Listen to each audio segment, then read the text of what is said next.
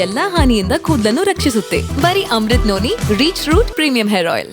ನೋಡಿ, ಕನ್ನಡದ ಮತ್ತೊಬ್ಬ ನಟಿಯ ಬಾಳಲ್ಲಿ ಘನ ಘೋರ ದುರಂತ ಸಂಭವಿಸಿದೆ. ಭಜರಂಗಿ ಹಾಗೂ ವೇದ ಸಿನಿಮಾದಲ್ಲಿ ನಟಿಸಿ ಸೈ ಅನಿಸ್ಕೊಂಡಿದ್ದವಳ ಬಾಳಲ್ಲಿ ವಿಧಿ ಚೆಲ್ಲಾಟ ಆಡಿದೆ. ಮೇಲಿಂದ ಮೇಲೆ ಇದೇ ರೀತಿಯಾಗಿ ಯಾಕೋ ಕನ್ನಡದ ನಟ ನಟಿಯರಿಗೆ ಈ ರೀತಿಯಾಗಿ ದುರಂತ ಸಂಭವಿಸ್ತಾ ಇರೋದು ನಿಜಕ್ಕೂ ಬೇಸರದ ಸಂಗತಿ.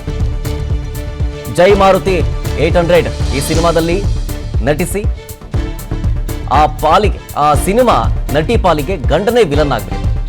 ಕೌಟುಂಬಿಕ ಕಲಹ ಹಿನ್ನೆಲೆಯಲ್ಲಿ ನಟಿ ಜೊತೆಗೆ ಕೈ ಕಾರ್ಯಕರ್ತೆ ಕೊಲೆಯಾಗಿದ್ದಾಳೆ. ಸುತ್ತಿಗೆಯಿಂದ ಹೊಡೆದು ನಟಿ ವಿದ್ಯಾ ಅವರನ್ನ ಪತಿ ನಂದೀಶ್ ಕೊಲೆ ಮಾಡಿದ್ದಾನೆ. ಮೈಸೂರು ಜಿಲ್ಲೆ ತೀನರಸೀಪುರದ ತುರಗನೂರಿನಲ್ಲಿ ಮರ್ಡರ್ ಆಗಿರೋದು. ನೋಡೇ ಇರ್ತೀರಿ ಈಕೆಯನ್ನ ಸಾಕಷ್ಟು ಸಿನಿಮಾಗಳಲ್ಲಿ, ಭಜರಂಗಿ, ವೇದ, ಜೈ ಮಾರುತಿ 800 ಈ ಸಿನಿಮಾಗಳೆಲ್ಲ ಕೂಡ ನಟಿಸಿದ್ರಿ, ಸೈ ಅನಿಸ್ಕೊಂಡಿದ್ದವಳು. ಈ ಸಿನಿಮಾ ನಟಿ ಪಾಲಿಗೆ ಗಂಡನೇ ವಿಲನ್ ಆಗಿದ್ದಾನೆ.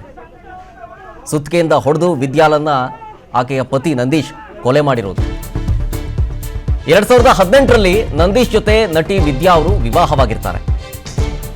ಹಲವು ಸಿನಿಮಾಗಳಲ್ಲಿ ಪೋಷಕ ನಟಿಯಾಗಿ ಕೂಡ ವಿದ್ಯಾ ನಟಿಸಿ ಸೈ ಅನಿಸ್ಕೊಂಡಿರ್ತಾರೆ.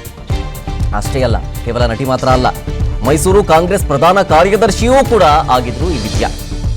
ಪತಿ ಪತ್ನಿ ನಡುವೆ ಹಲವು ದಿನಗಳಿಂದಾಗಿ ಅಗ್ಗಾಗೆ ಗಲಾಟೆ ಆಗ್ತಾ ಇತ್ತಂತೆ. ಅವರ ಕುಟುಂಬಸ್ಥರು, ಅಕ್ಕಪಕ್ಕದವರು ಹೇಳೋದು ಪರಸ್ಪರ ವಿಚ್ಛೇದನಕ್ಕೂ ಕೂಡ ನಂದೀಶ್ ದಿವ್ಯಾ ಮುಂದಾಗಿದ್ರು ಅಂತೇಳಿ ಅವರ ಕುಟುಂಬಸ್ಥರು ಮಾಹಿತಿಯನ್ನ ಕೊಡ್ತಾ ಇದ್ರು.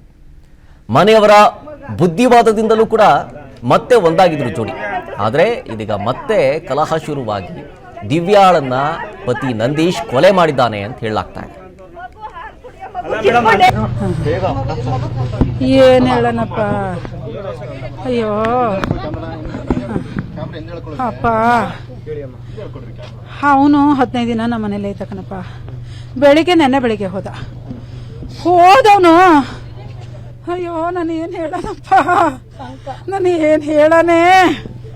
ಅಯ್ಯೋ ಬಡ್ಕೊಂಡ್ ಕಿರ್ಚ್ಕೋಬಹುದು ಅಷ್ಟೇ ಹೊರ್ತು ನನಗೆ ಇವೆಲ್ಲ ಹೇಳಕ್ ಆಯ್ತಾನೆ ಇಲ್ಲ ಕಣಪ್ಪ. ಅಲ್ಲಿ ಏನ್ ನಡೀತು, ಅಯ್ಯೋ ನನ್ನ ಮಗಳಿಗೆ ಫೋನಲ್ಲಿ ಬಾಯಿಗೆ ಬಂದಂಗೆ ನೀನು ಇಂಥವನು ಅಂದಕನಪ್ಪ. ಇವಳು ನಾನು ಯಾರು ಕೊಟ್ಟಿದ್ದೀನಿ ತೋರಿಸ್ತೀನಿ ತಡಿ, ಬರ್ತೀನಿ ಅಲ್ಲಿಗೆ ಬರ್ತೀನಿ ತಡಿ ಅಂದ್ಲು. ಓಡಾಡ್ತಾ ಇದ್ಲು ಫೋನ್ಗಳೆಲ್ಲ ಕೈಲಿಟ್ಕೊಂಡು.